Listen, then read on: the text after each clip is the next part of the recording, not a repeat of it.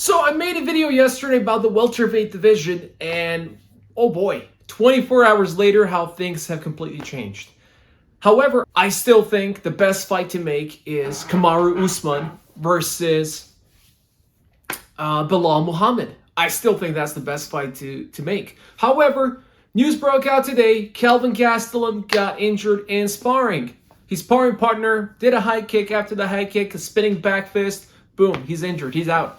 He came out with the video, he apologized to Shavkat, he apologized to the fans, but the fact of the matter is, Shavkat doesn't have an opponent now. Shavkat shot back, he told him, hey, you know what, I think you missed weight, you're not going to make weight, you have struggled with your diet, and this is your way out. It's an excuse. So, they went back and forth, however, fact of the matter is that Kelvin told him, okay, listen, I can be ready in Abu Dhabi. No, actually, sorry, he didn't say Abu Dhabi. I would be ready for November. Let's make the fight for November instead. Shavkat said, you know what? Let's fight in October, right?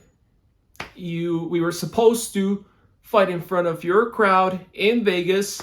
Now you fight in front of my crowd in Abu Dhabi in October. That's what he proposed. It's a good proposal. It's a good turnaround.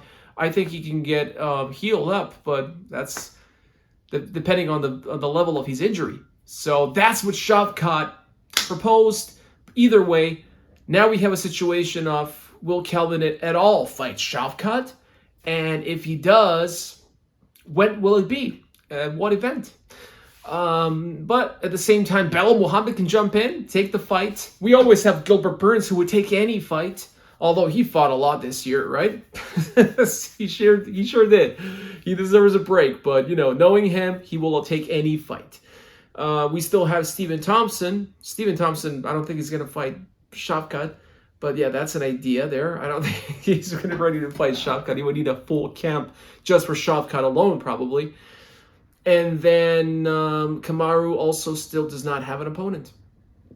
So interesting things will unfold in the next week or two. We will definitely find out.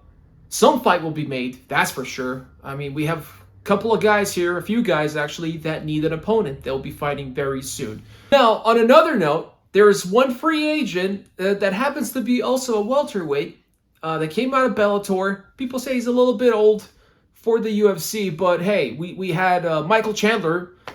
Didn't come really at a youngest age to the UFC, and he came in the bang. Now, this guy is also very entertaining, very skilled in his own way. It's Michael Venom Page, the MVP.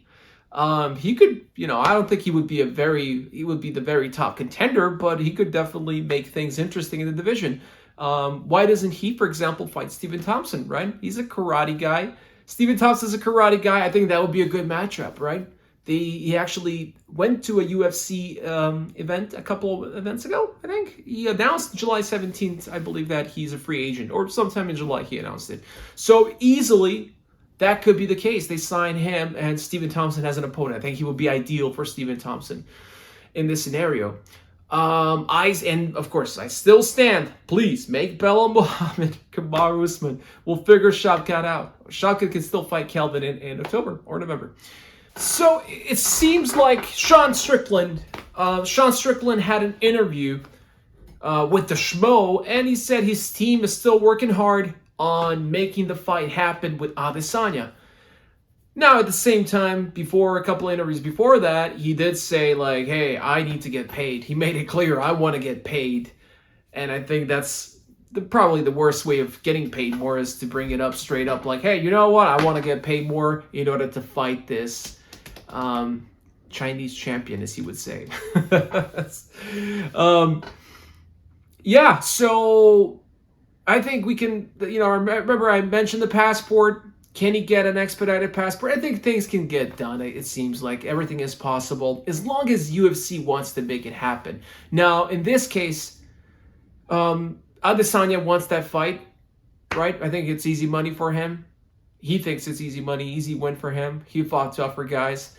Sean Strickland wants to fight. However, he wants to get paid more. Now, it seems like out of all the parties here, UFC is the one not too keen on booking this fight. It seems like they're trying to book somebody else. Now, I'm going to throw again the same name. But you know what? Belal Muhammad is actually a pretty big guy. What if, if they can't book Belal Muhammad at welterweight, why don't they book him for the title in middleweight? Just a crazy idea. I don't think it's realistic, but it's possible. That would be a good fight, Belal Muhammad versus Adesanya. But no, I don't think that's going to happen. I don't think it's realistic.